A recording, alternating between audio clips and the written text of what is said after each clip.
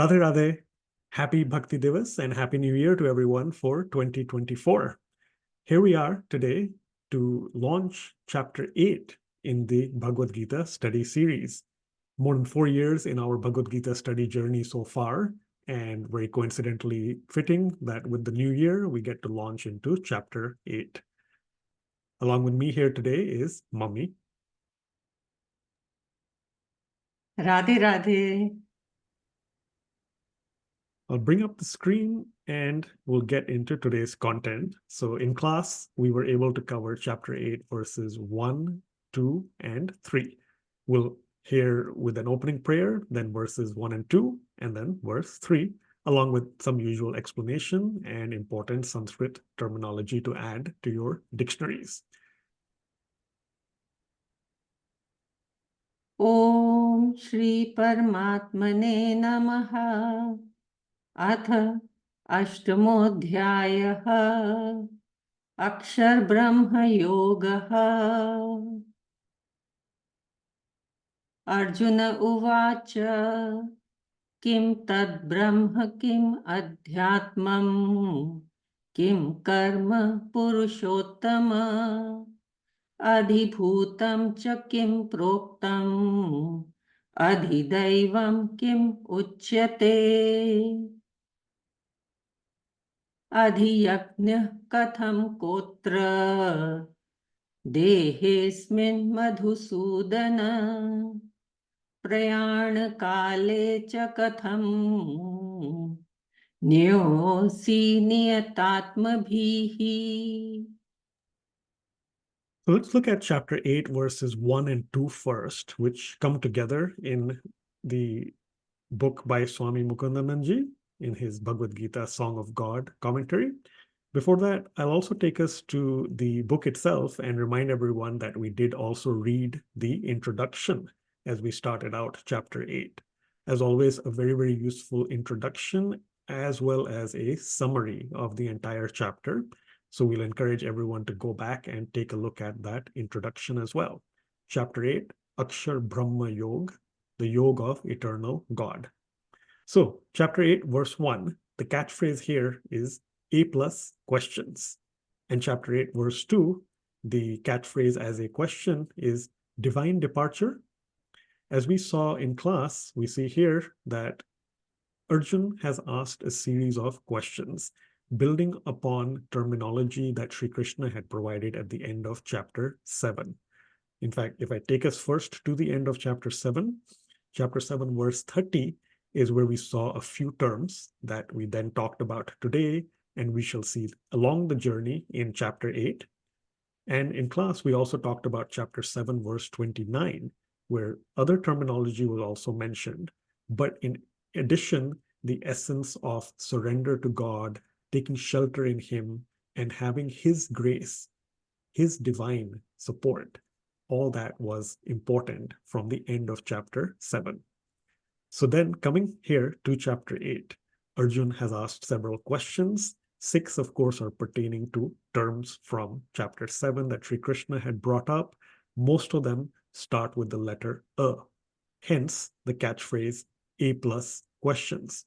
In addition, there are questions from Arjun, whose name starts with A, and being Arjun, they are excellent questions that we also are able to learn a lot from. So overall, that quality also is A plus. Therefore, A plus questions.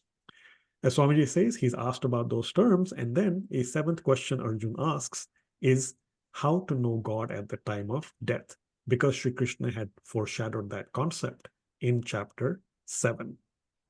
The terms are Brahman, Adhyatma, Karma, Adhibhuta, Adhidaiva, Adhiyagnya. And we did study them briefly today. Mummy may mention also when we get to the Sanskrit dictionary portion, but also in the next verse we cover, we'll see more explanation there. So briefly, Arjun has a series of questions here relating to terminology that we certainly expect Sri Krishna will answer in verses to unfold. With that, we'll then get into chapter 8, verse 3.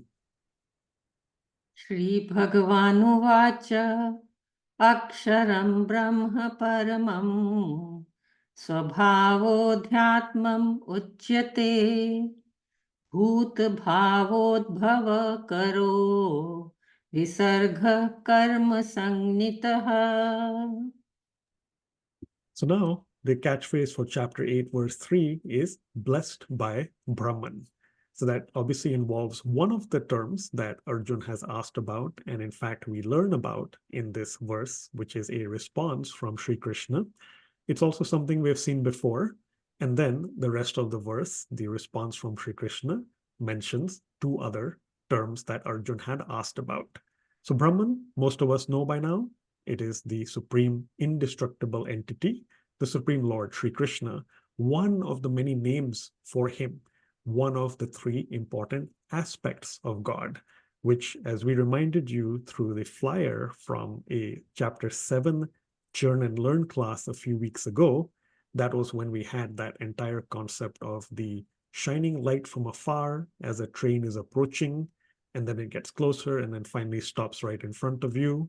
So that shining light from afar, that aspect was analogous to Brahman. We see through Swamiji's commentary that, Brahman is transcendental to the material plane, beyond space and time, beyond the chain of cause and effect.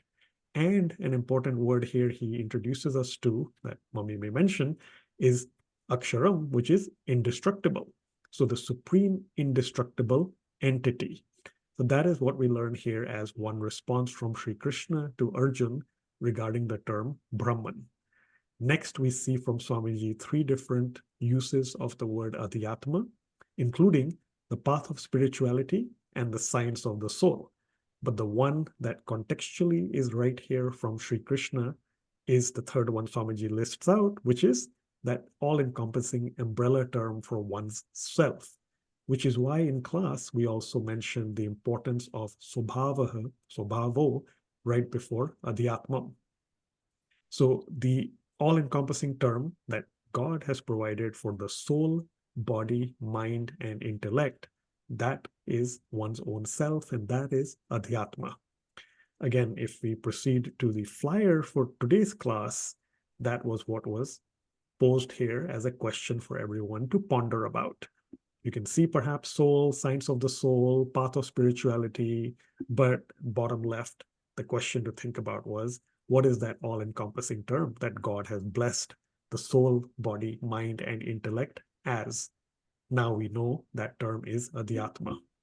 And finally, when you have actions performed by the self, performed by the Adhyatma, and forging and creating or fostering our individual personalities and fruitive activities, and causing, what future lifetimes perhaps can look like, that whole rotation in this cycle of birth and death, that is karma. And we've seen that term many, many times, but again here, it is specifically provided by Sri Krishna as the development. As you have actions pertaining to the personality or the material personality of living beings, before all that fructifies or becomes fruitive activities. Mummy, I'll hand it over to you now to walk us through any important Sanskrit words from these three verses and anything else you would like to add. Thank you, Gagan. So let's look at verse number 1. So there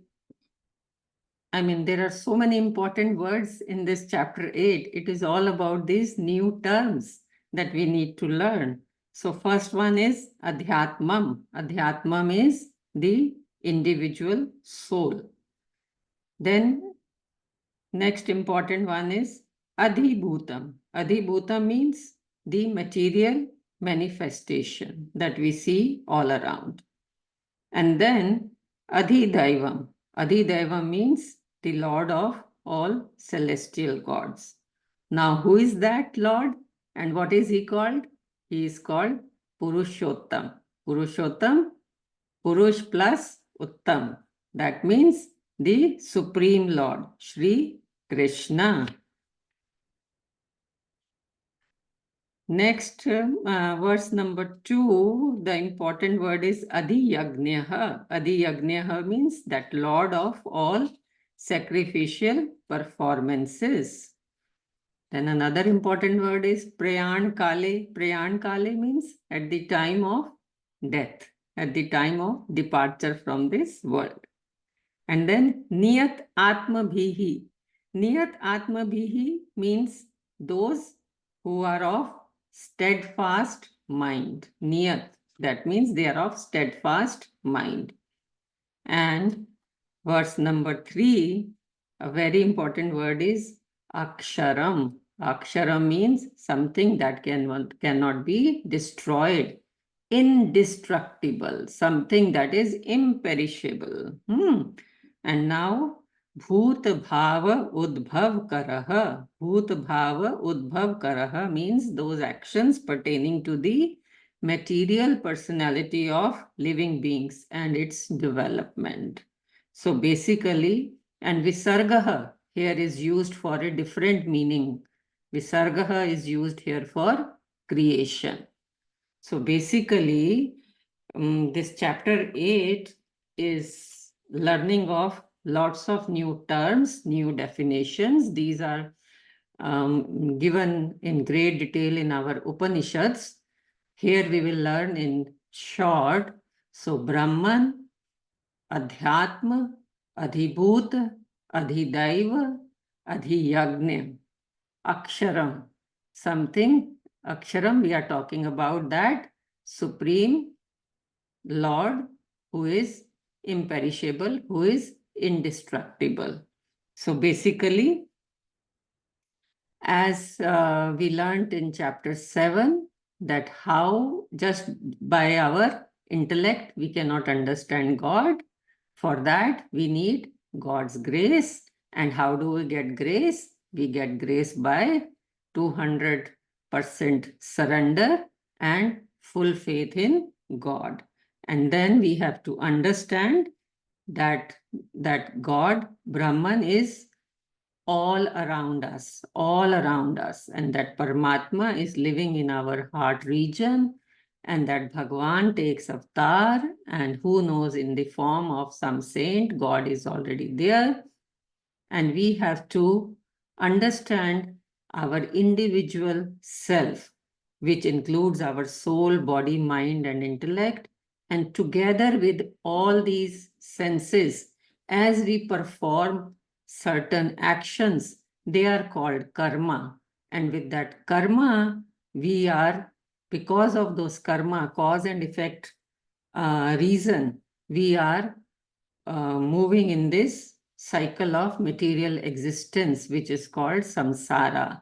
But in this chapter 8, Krishna is going to teach us how can we remember that Supreme Lord, that Sri Krishna, that Purushottam, at every moment of our life, with every breath of our life, so that at the time of departure, Prayan Kale, we can remember him at that moment, because it is going to be very, very difficult because of the torture to our body at the time of death. But if we make it as a habit, as shown in the introduction of this chapter, Akshar Brahma Yog, the yoga of eternal God, eternal, who is always there. How do we join with him? We join with him by remembering him at every step of our mind. And how can we do that? We can do that by greeting Radhe Radhe, by saying Radhe Sham with every outgoing breath and incoming breath, and by remembering his qualities, his attributes, his virtues, by doing loads of satsang, by doing contemplation, and by doing meditation. So these are the ways how we move on the path of spirituality, by remembering God at every moment. That will maybe in one of the lifetimes give us a break from that samsara, and we can reach Golok and meet Sri Krishna. With that, Radhe Radhe. Yeah, thank you, Mommy. And in fact, from the word that you told us for, Sri Krishna, the Supreme Divine Personality, Purush Uttama. So Uttam reminded me that next week is going to be celebrations for Jagat Guruttam Divas, That's on January 14th, the whole weekend, in fact, 13th and 14th. You'll see various events and festivities. The flyer here talks about the Antakshari competition in the afternoon US time next Saturday, 13th January 2024. Prior to that, in the morning, we'll also be having a quiz on Jagadgurutam Divas. So as mentioned in class, we have the honor of being able to facilitate that. Questions are ready, and the next few days, we'll be putting up flyers and announcements for various links and content to help you with the syllabus and material for that Jagadgurutam quiz. Look out for that information. Look out for the time, but sometime next Saturday, the 13th. Enough homework for all of you for the next few days till we meet again for Bhagavad Gita study next Saturday, the usual time, 8 a.m. Central, 7:30 p.m. India time, 13th January 2024. Thank you and Radhe Radhe. Radhe Radhe.